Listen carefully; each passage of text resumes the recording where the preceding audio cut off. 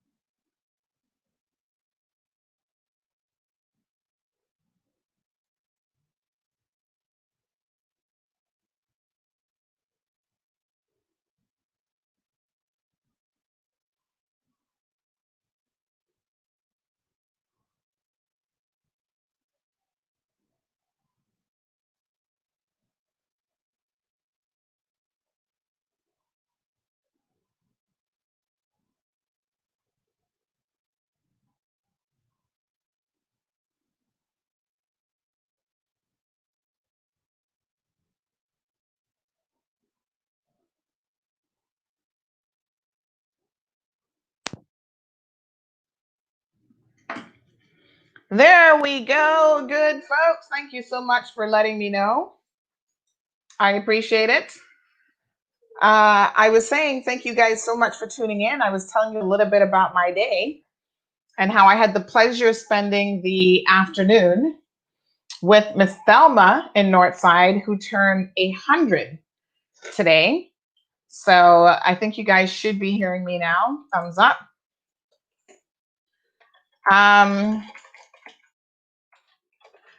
Miss Thelma is amazing for 100 years old. She has all of her faculties intact. I mean, once in a while, something like, what year was that? But I can't even remember what I ate yesterday for breakfast. So I think Miss Thelma is amazing. Physically, she is, wonderful. She walks on her own, no assistance with a cane or anything. She is 100 years old, folks. For us to be that fortunate, I think would be beyond miraculous. She's doing really, really well. Last year, I spent some time with her for her 99th birthday. And I had the pleasure again this year of going by and seeing her. So her actual birthday was on September the 3rd, so almost 2 weeks ago. But today the governor was out. Ezra Miller, the representative for Northside, was there. One of her former students was there as well. And I think, she's calling him one of her babies, but he's got to be at least in his 60s or maybe even older. So, she was reminiscing about when she first came to the Cayman Islands. And, she taught at some of the different schools here on island, including West Bay. I think she was even a principal maybe in West Bay as well. I got to get all my details. So she was a principal in West Bay. Thelma Range is her name, and she was a teacher that came here from overseas and that marrying a man from Northside and having 3 beautiful children with him. And then she spends some of her time in Texas and in Miami as well. And can you believe that at the age of 100, just last year, she was still renewing her driver's license? Yeah, folks, isn't that crazy? So she still drives in Florida. I know people in their 30s who've never had a driver's license. And here you have a 100-year-old woman who would still drive everywhere she could. But I think her kids are kind of like, okay, mom, it's time for you to cut back just a little bit on the driving. But absolutely amazing. Yes, Joy, I agree. We're not cut out like that anymore. But she's in good spirits. If you missed the live stream, please go back on her page and have a look at it, because I think you're in for a good treat. The governor was there with his wife, Miss Lizzie, and it was just delightful to be able to enjoy some of that time. So good evening to all of you. I see Miss Joy is here, Karen is here, Miss Janet, Evelyn, of course, Kathy, Carla, Dwayne. Thank you so much, Dwayne. I like to see men jump in the conversation because I know it's a lot of women that watch the show, but Robert, hey, Robert, thank you for tuning in. Love to see, like I said, the men jump in here. Topaz, Karen, let's do this, says Violet. Yes, let's get it. So, good evening, Olivia, Morna. So today was a little bit of a sad day in Cayman. Unfortunately, a young man lost his life. It looks like just an apparent heart attack, and it's so sad. Initial reports were that he was from Jamaica, but it turns out that he's actually from Honduras. Oh, wow. It's just so sad. Only 38 years old, I'm told. And of course, now a family is in mourning because they have lost a loved one prematurely. And there's no words that can certainly comfort a family during a time like this, but we do wish to express our condolences nonetheless. Unfortunately, it looks like it was just one of those things where he was there working, and by all accounts, he simply collapsed, and that was it. So, yeah, apparently he is married to a lady, a Caymanian lady, who works for the Cayman Islands Border Control. I don't even know what to say at a time like this. It's just very, very sad, to be honest. In other news, somebody else was saying to me that in the past couple days, on the 11th, which would have been one day last week, there were 3 people who had heart attacks on that same day, and one person died. And I did not even know this. I was like, what? So I think people are, there could be a number of different factors. Part of it probably is stress. People are a little bit stressed out about life in general, and COVID certainly does not help. So this is a photo of the young man. And yeah, I mean, it's just crazy time. So that's why I'm even more shocked and amazed when someone is 100, can recall details. I mean, she was sharing, some of her history, telling the governor, he was asking questions about her family, how many kids she has, and it was just really fun time. Her pastor was there, so it was good to see. I think he's with the United Church of Northside, so it was good to see him there enjoying her company and some other friends and family. So really, really enjoyable time. So what else is going on today? It is Tuesday. So just as a reminder, Evelyn, I'm putting you on notice. You are in charge of maintaining our calendar, my calendar. I will be in court on Thursday. Now remember, I'm going back to court at some point for the sentencing hearing. That's supposed to be next month.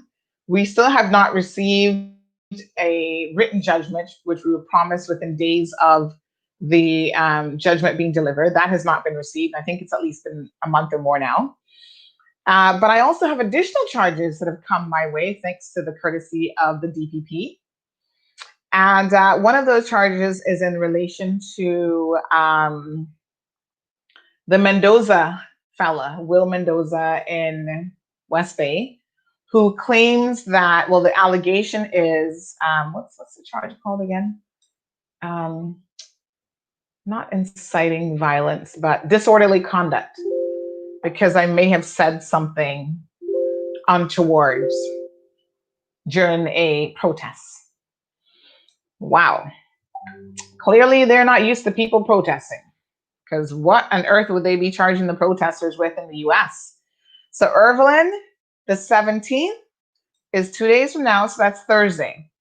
So Thursday morning when you log on, you've got to remind me that I've got court. And so if you see me getting carried away, you've got to say, Sandy, stop the show and get to court on time.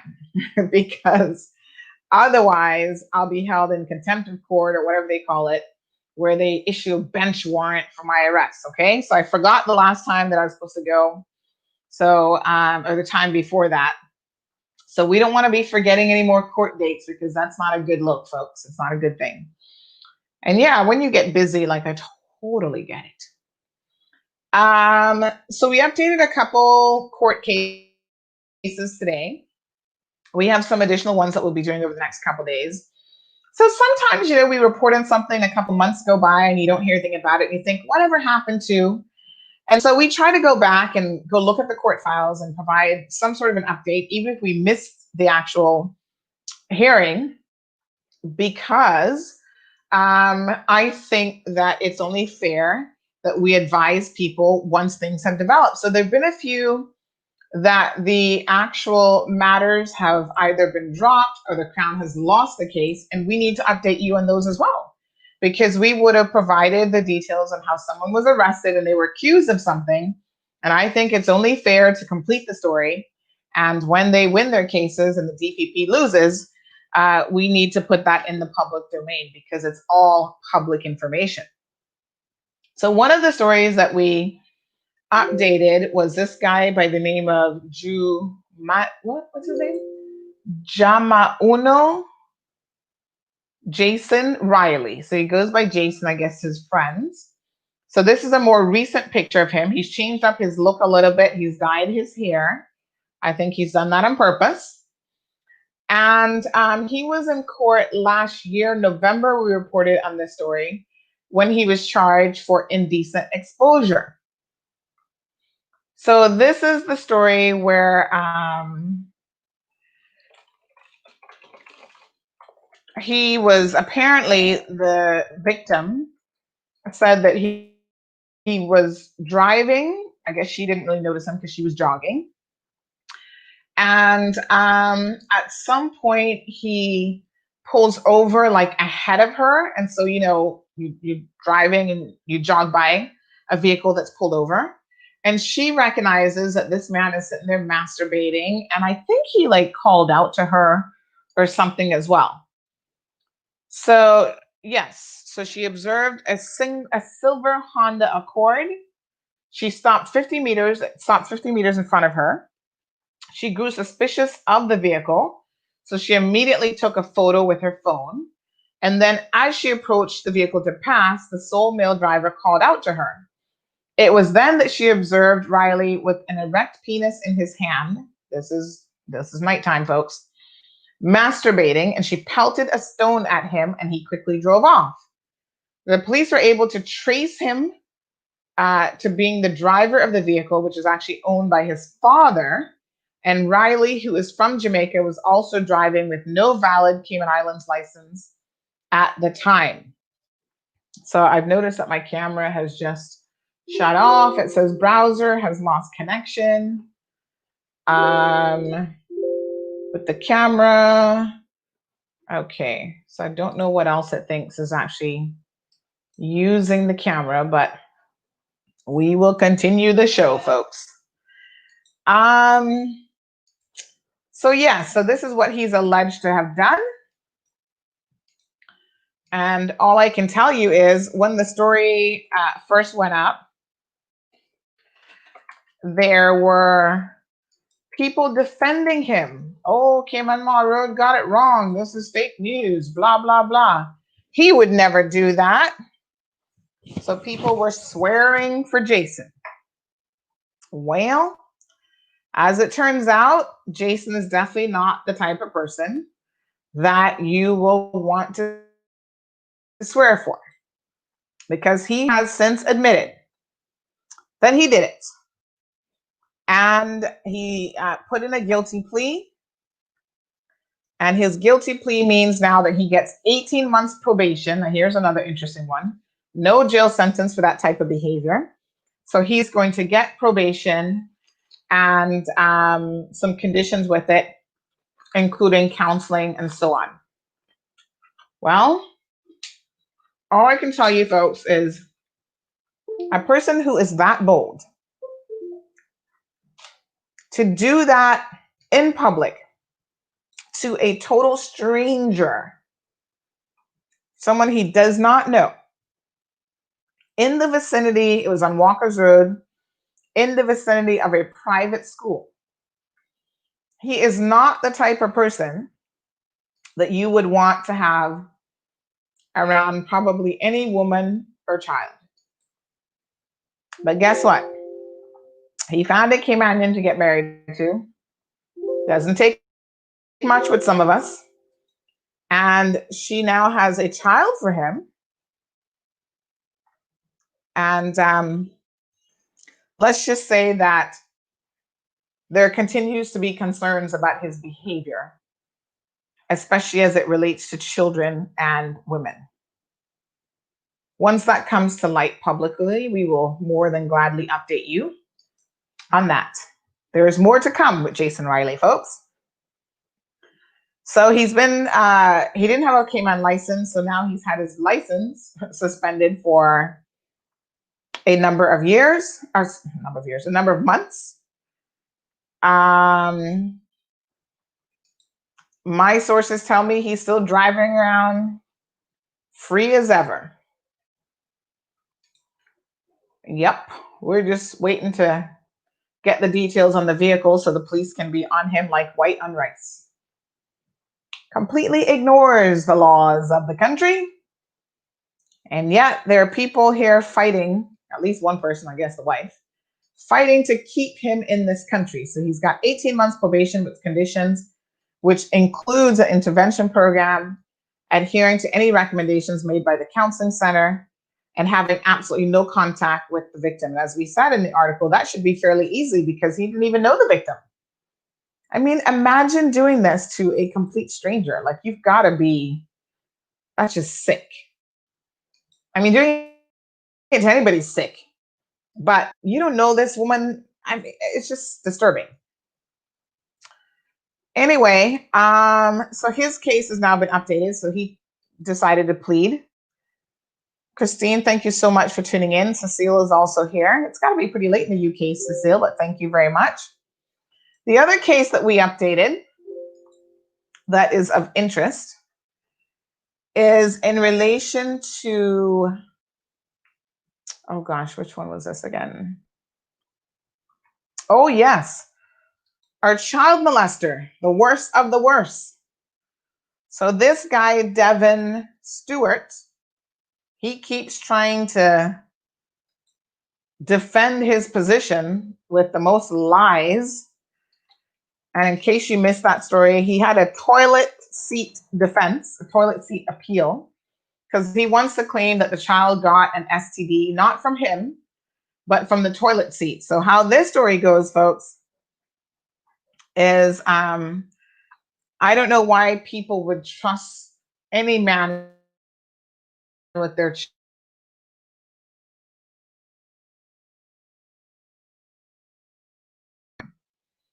that you would trust with your child. Parents, please know that don't trust anybody. Can I just be quite frank with you? Don't trust people. So this child molester, he's been convicted. He got a 5-year and 9-month sentence. And somebody said, that's it.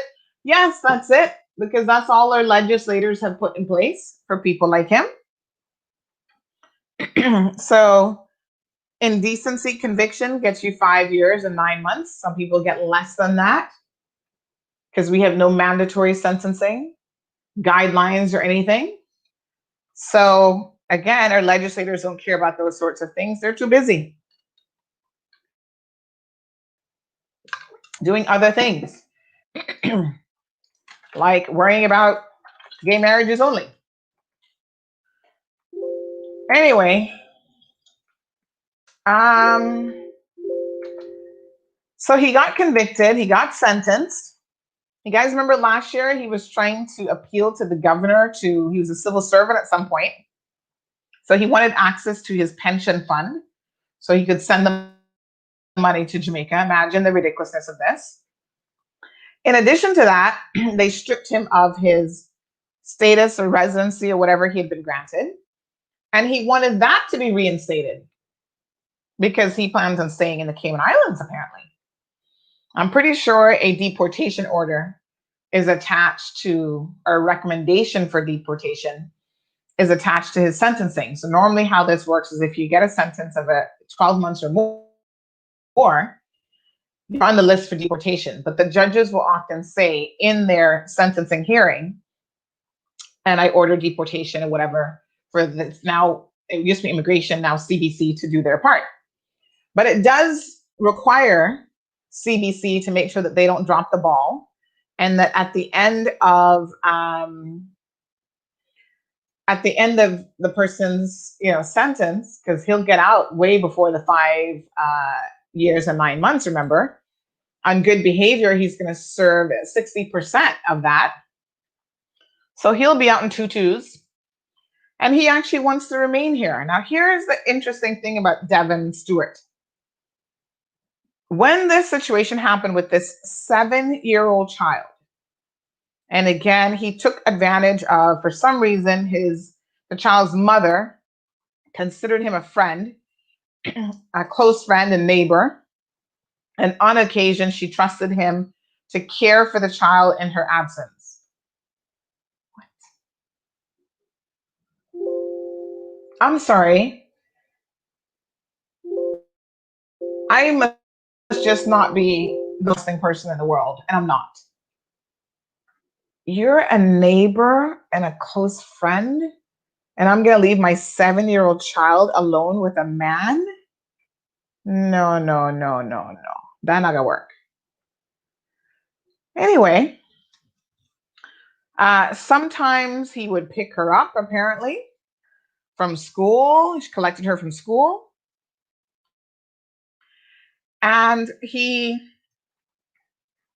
I listen, he sexually assaulted her with his fingers. Let's put it that way. And apparently, she contracted a sexually transmitted disease from him. When the poor child was taken to the doctor, the hospital, and an examination was done, it was discovered that the child had contracted this particular STD. And I guess the physician was like, how did this happen? And the child then told the nurse what had happened. And of course, any professional, nurses, teachers, anyone who has, church youth workers, they all now have a mandatory reporting obligation. And many of you may not know this, but the petition that I started many years ago to have a sex offenders registry in place, that was one of the elements of it, was to have a mandatory reporting provision. Now that has been adopted into law with the last revision of the children's law it was sitting on the books forever because, again, it's never a priority. Our children are never a priority. Our families are never a priority, right? So that sat on I forgot how long, but the media at the time was covering it like, why is this on the record? Like, it's passed, but it's not implemented. Why? And there were so many questions. Eventually, they put it in force. And the mandatory reporting is one of the things that has come out of it. So when you work with children in a professional or volunteer capacity, you have an obligation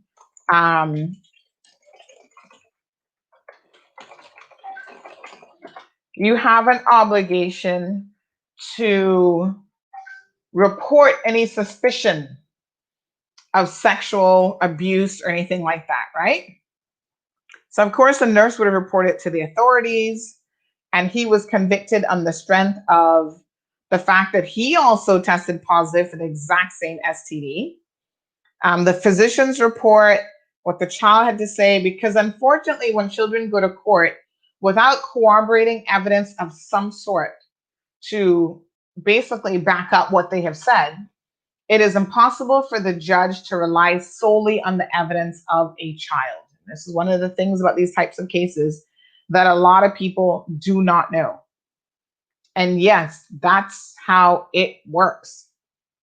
So thankfully, in a way, there was corroborating evidence, because guess what? This guy was actually on bail at the time for another alleged sexual something with a child.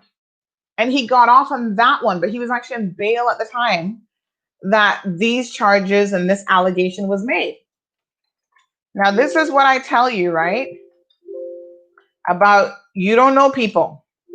So here's some poor woman who does not even know that her neighbor and close friend is a child predator, and he is actually on bail for another offense related to the sexual molestation of children. Folks, it's a small community, but yet it is so large, and people do not know what they do not know. And so when CMR reports on these stories and we put the information in the public domain, you better believe that the information is being put in the public domain in order to try to protect people. I had someone message me yesterday about a certain individual in this community, a certain business person. And they said, I was about to do a transaction with this person, and I decided to do a Google search and came across your website where you had written about them. And thank God, I can now put my money back in the bank account where it belongs and not get entangled with this person who likes to borrow money from people and never pay it back, or likes to enter into these business relationships that really do not end well and end with $100,000 of your money gone forever.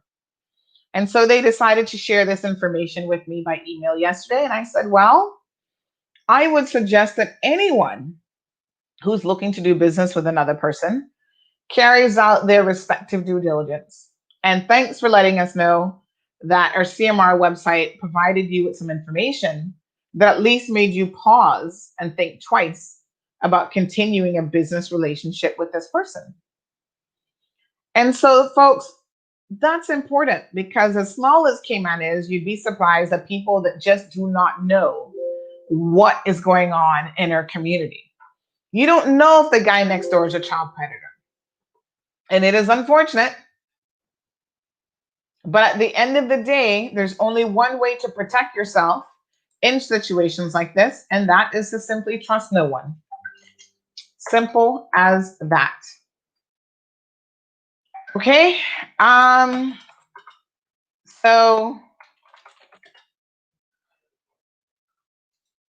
that was the other case that we updated. He had taken his case to the Court of Appeal, saying that the trial judge, which is Judge Tim Owen, had not properly considered his potential defense. So his defense was, he claims that the child shared his toilet seat, and that is how she picked up the STD.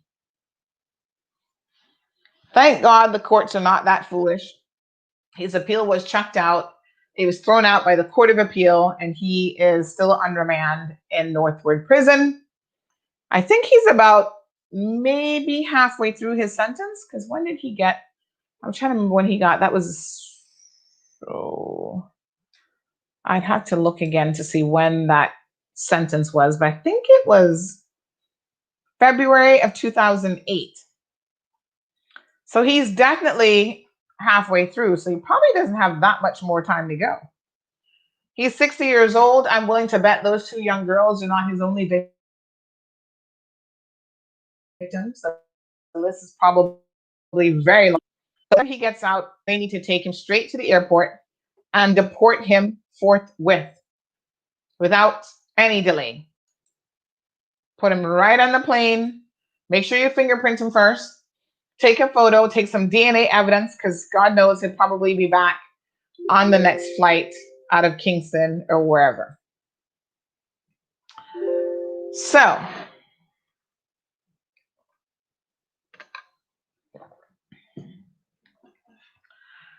that is another case that we updated. That judgment, that was actually on, I want to say Friday, that the Court of Appeal delivered their decision.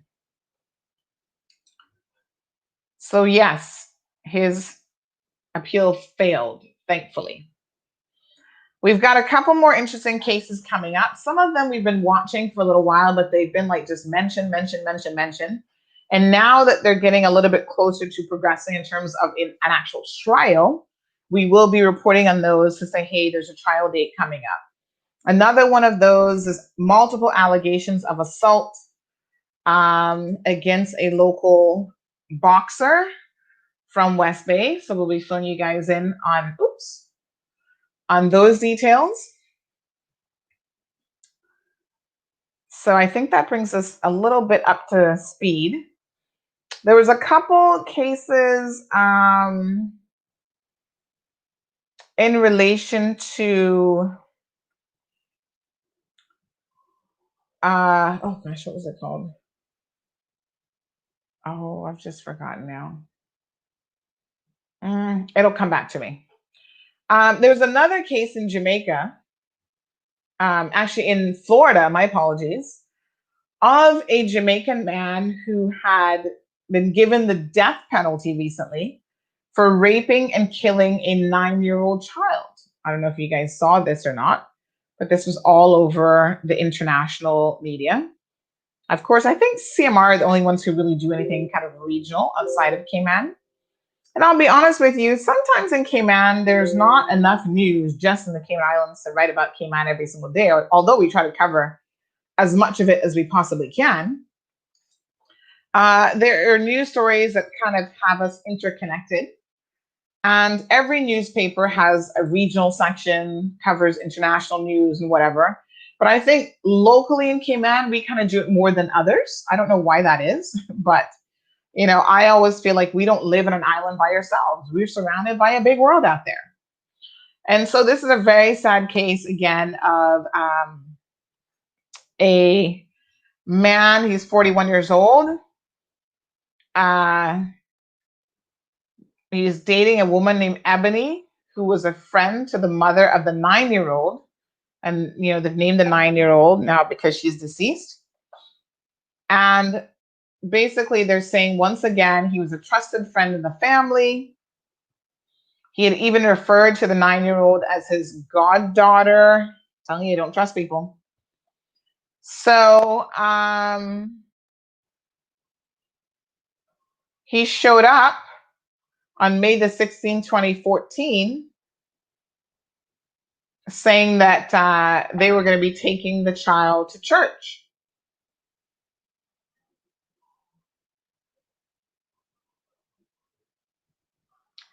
Well, unfortunately, that never happened. She was taken to a house or apartment where Richie had been staying.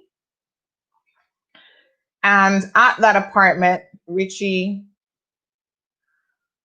took some drugs, an ecstasy pill. I mean, one pill does not make you a rapist, believe me. And basically, the woman, his female companion, left the girl with him for over an hour. So she went to basically do more drugs. So she's a druggie. And during that time that he was left with this 9-year-old child, he raped her and killed her. So when this woman decides to come back from her drug run, she can't find the child. He claims that the child had disappeared after going to buy candy. They're such poor liars. What he had actually done was he hid the child's body, the little girl's body, in a suitcase and later dumped her from a causeway in Tampa Bay. So this is Florida. Tampa Bay is where I grew up. And he had originally told, the woman had originally told the police that the girl ran away, but changed her story after the child's body was found. So Wiley, who's the woman, was later charged with lying during a missing person investigation and will face trial next month. So he has now been sentenced to death. And of course, his lawyer argued that his violent upbringing in Kingston, Jamaica, should be taken into consideration. And a judge gave him the death penalty despite that. So good for that judge. I think all child rapists and all child molesters should get just that, the death penalty. No two ways about it.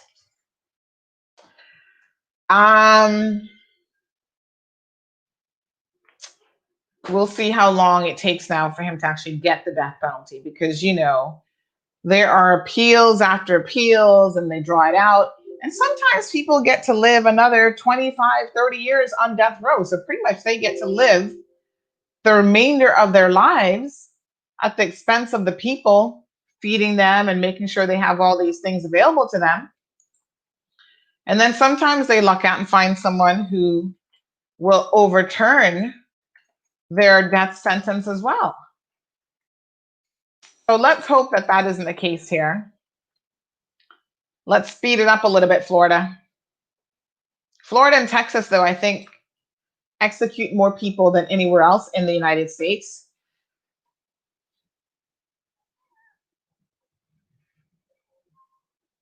Larry says rape has nothing to do with lust or love. It's hatred and anger, very sick, possibly insanity, incurable.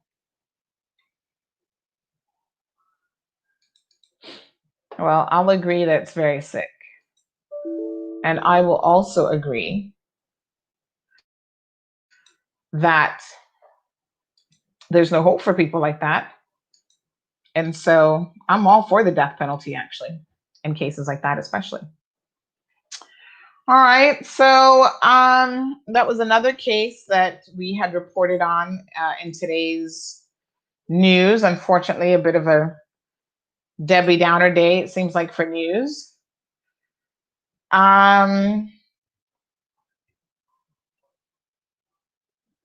The police now say that they're going to be turning around their police records in a matter of 5 days. And this was after we contacted them. So hats off to the RCIPS. We contacted the commissioner himself, advised him of a delay, which appears he was not really aware of. And once he got on it, he put 3 additional staff members on board. And now they are clearing the backlog of 2 weeks worth of backlog that they had. And they've committed to turning around requests for police clearance certificates in a matter of 5 days. So that's great. I think it used to be far less than that. But 5 days is certainly better than 2 weeks. So there you have it. Hopefully they'll continue to work on perhaps reducing that a little bit more as well. Like, I think 48 hours is probably reasonable. But, you know, with the technology that we have, you would think that it would be fairly easy to turn it around. Any update? I didn't really ever get any additional information on this, but, you know, over the weekend, there was an internet outage. The Maya 1 cable was down. We were the only ones that reported on this story. Like, sometimes I'm a little bit surprised, like, why is nobody else reporting on this stuff? But that matters to people because people need internet and they need good working internet. And it is my understanding that, in fact, this was the 3rd time in the past 3 weeks that there was some sort of issue with the Maya 1 cable. And 2 out of the 3 times it was said that the cable had been cut. And the 3rd time was like an unexplained outage or something. So it impacted people waking up on Sunday morning because they were not able to get internet. They switched it over to the other available cables. Apparently, we still hold on to that one that goes like through Jamaica and connects outward from there. But service was not restored until, I think, almost well into the night on Sunday night. No explanation from these ISPs on what's going on, really. You know, the Maya 1 cable is owned by Flow, so once it's down, it impacts everyone, including Logic and C3. And in this particular case, interestingly enough, it doesn't appear that it was interfering with Flow customers at all. It seems like it was the Logic and C3 customers that were experiencing the outage and continued issues into the day. So,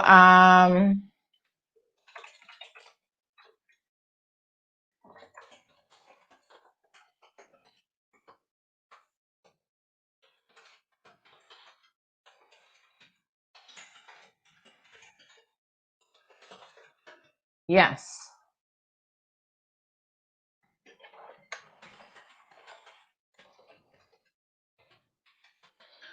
All right.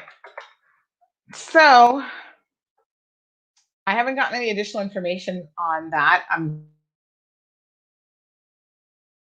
guessing it's somewhat resolved, but we'll keep ears around and see what can be done.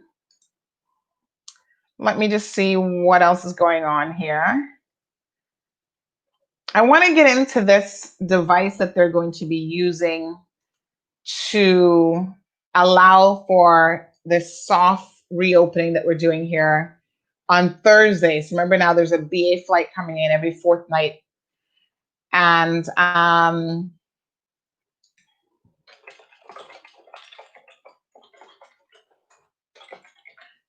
as a result of that, they're launching these I Am Safe risk monitors. But we've only got 15 minutes left in the show, and I kind of don't want to start the conversation and then can't really answer questions or go too deep with it. So I tell you what we'll do. We've got to be flexible in life. Let us schedule that for tomorrow morning as the discussion. We haven't had a Ask Sandy segment in a while. So let's do that in the morning in relation to our reopening of our borders and what we know, because we've been asking a lot of questions and getting, for the most part, most of our questions answered and some information that I think will be incredibly useful in that regard. Does that sound fair to everyone? I think that's the best way to do it. So in the meantime, let's just have a little bit of open mic. Tell me what's going on with you guys. Politically, we know that Kathy Wilkes has declared. So we're going to be having a word with Kathy shortly to hear what she has to say. And we've got, who else has declared already? Not counting the incumbents, of course. In other words, the people who are already in there.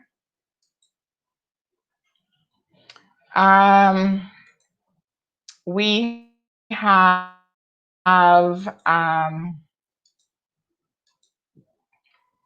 Alric Lindsay. So he's come out early and he's declared. Michael Miles has declared already.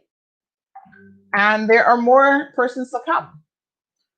So I, of course, know of a lot of people who are coming because my ear's on the ground on the Mall Road, literally. They're kicking the pebble down the Mall Road and I'm listening. And so we know who's coming. But I don't want to not really out people, but we know who's coming. But I want to give them an opportunity to do their whole thing. So Larry's got some questions for tomorrow morning.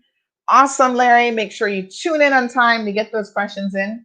We'll do an Ask Sandy segment in relation to the reopening of our borders.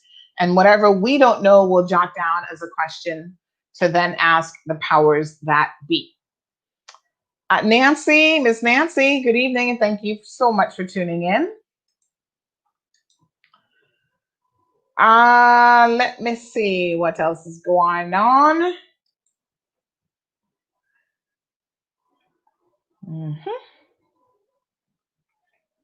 There is a letter in circulation that I'm trying to get some information on about who's eligible to vote from who isn't eligible to vote. So folks, this is your opportunity now. If you've never registered before, or if you need to change any details on the elections list, this is the time for you to get it done. So we've just received an email from Cayman Airways. They're adding additional repatriation flights between Grand Cayman to Miami. So let's go over the details of that in the morning as well.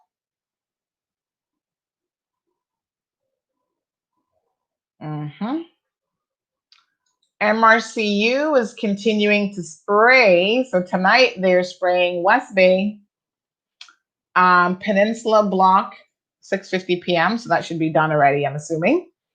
It included Grand Harbor, Whitehall Estates, Camana Bay, which is all of 7 Mile Beach, Salt Creek Dikes up to Barker's Dikes, and west of Birch Tree Hill.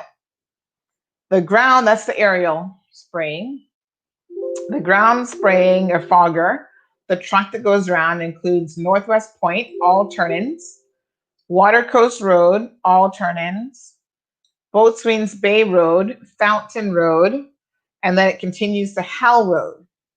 And then they've got another fogger that's down in Town Hall, all areas in there, Bolton's Avenue, John A. Cumber Primary School, Birch Tree Hill, and they started those areas at 6:50. So if you live in West Bay, you probably heard the trucks are out and about spraying.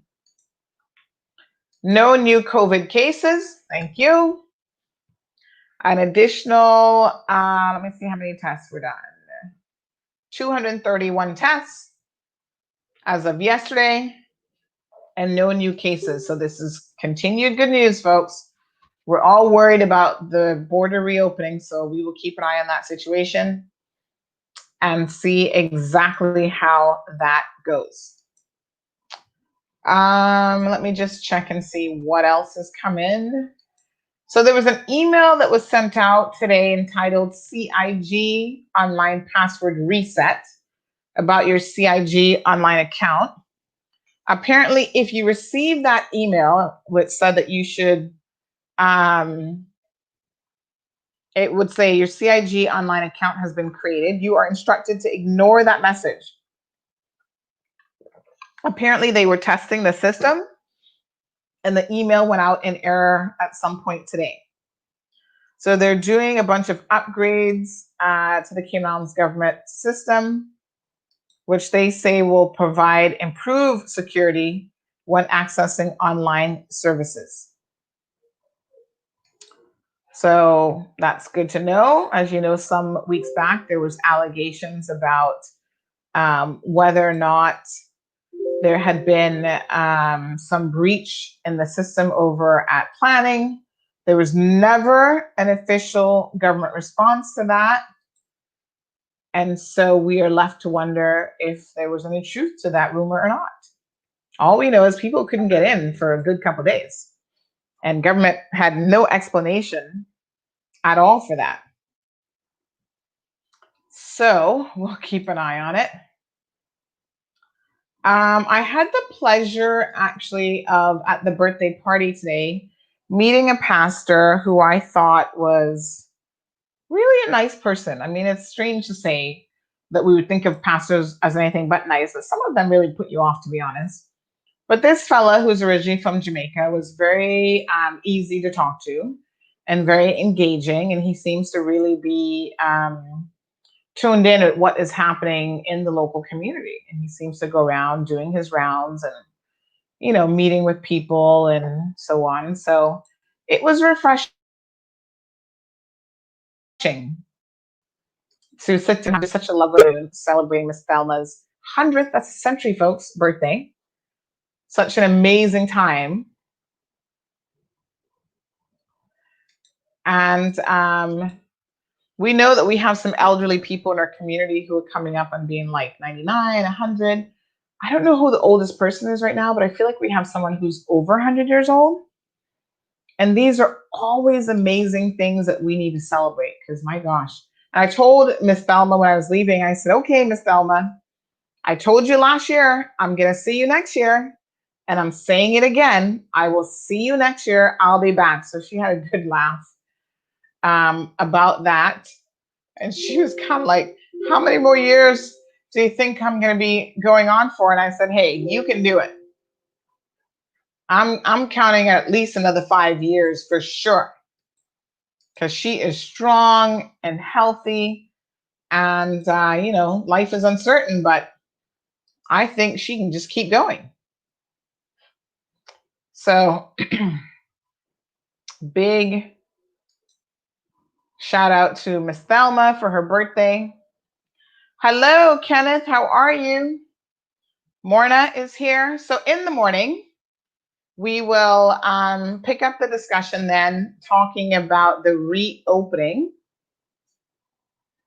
of our borders. I see that this article, I'm just having a look here at what's been trending on social media. And the article about the convicted child molester, Devin Stewart, seems to have gotten quite a few comments. So before I end the show this evening, let me read some of these for you. Someone says, good, increase his sentence, keep him locked up, and throw away the key. Another person, Stuart Bostock, says, where is Pastor Bob, the Christians, MLAs, and anti-civil rights groups? Why aren't they out there protesting this short 5-year sentence in front of the courthouse, GAB, and LA? Their voices against civil partnerships are loud, but their silence on a 60-year-old man raping a 7-year-old girl is much, much louder. And that comment got over 63 likes. So it's a question that we all have, quite frankly. And a lot of people agreed with him in relation to the hypocrisy.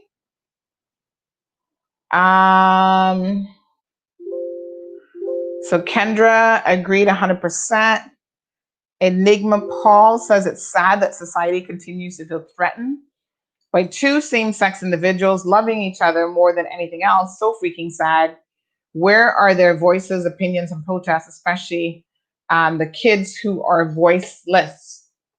And it is our obligation as a community to protect our children. So I think that these are some very, very valid points for sure.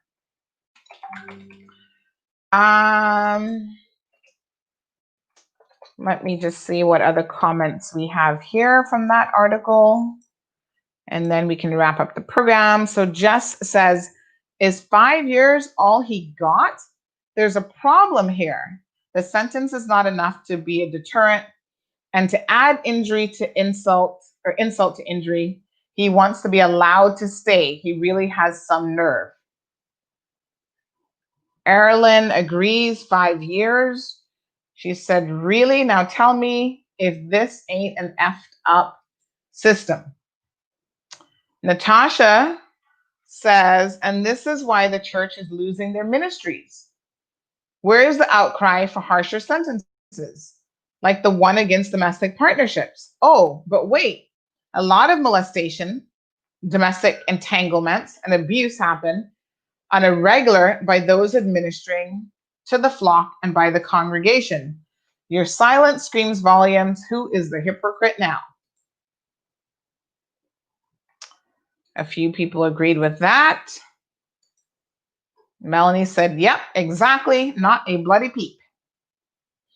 Sophia says, nastiness, beat that every day and add more time on his sentence. Actually, we don't want to add more time on his sentence in this case because he's going to be deported. So make him be somebody else's problem. It's unfortunate because wherever he's going, this is a sort of thing now that should follow him. So when he is deported to Jamaica, the Jamaican authorities should know, and if they were smart, they would add him, because they actually do have a sex offender registry of some sort there in Jamaica. They would add him to the sex offender registry, because it shouldn't matter that you were convicted in another jurisdiction, because it's just a 45-minute flight away. So he's going to go back into some community in Jamaica where people wouldn't know him because he's been in Cayman a long time. And he's going to be preying on little children. And it's the vicious cycle of abuse starts all over again.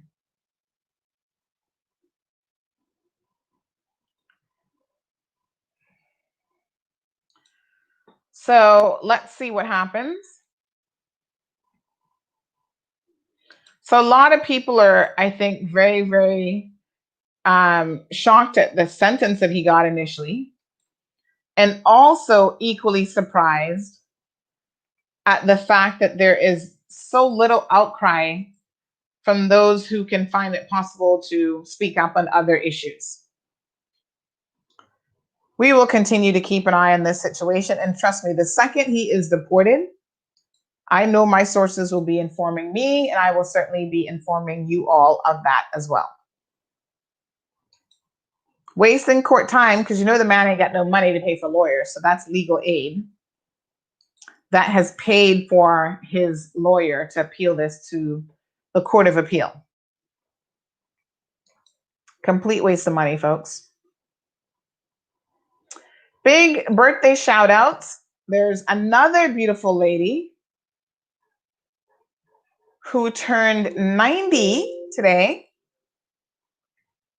So let me give a shout out to her. We've had actually a couple birthday greetings today. This is Miss Dorette Armstrong. She was a teacher at Cayman Prep. And Miss Dorette is all of 90 today. So happy birthday, Miss Dorette. All of her children, nieces, nephews, grandchildren, everyone is wishing the beautiful Miss Dorette a very, very happy 90th birthday. And we also have another birthday greeting. Let me just see if I can find this one before we end our program. So quite a few people celebrating a birthday today. 90 is also a blessing, no two ways about it. And this shout out message, computer's moving a little bit slow, goes to Merari McCoy. So a big shout out to her for celebrating her birthday. Not quite sure how old this young lady is, But nonetheless, I trust that she is having a fabulous birthday celebration also. There you have it. So, Miss McCoy, happy birthday to you, my dear. All right, folks, that's all she wrote. That's it for us. Thank you so much for tuning in. See, a couple messages have come in. Damien, thank you. They should stamp in his passport when they commit these type of crimes. Yeah, I think it's advisable to inform another jurisdiction of very dangerous people like this, because unfortunately, the degree of recidivism, the chance of them doing it time and time again, is very high for sexual offenses. It is actually the highest of all offenses out there. So I really do hope that someone warns the Jamaican authorities that he is heading their way after he has served his sentence here, or 60% of his sentence. All right, folks, so in the morning, let's do the conversation on re-entry into the Cayman Islands, see what that's going to be like. Thank you guys so much for tuning in this evening. And I'll see you, God's willing, at 7:15 a.m. Thank you for tuning in to another edition of The Cold Hard Truth. Make sure to check Facebook for showtimes and more information and the latest news at CaymanMarlRoad.com. Subscribe to our IG and Facebook pages to get the latest happenings.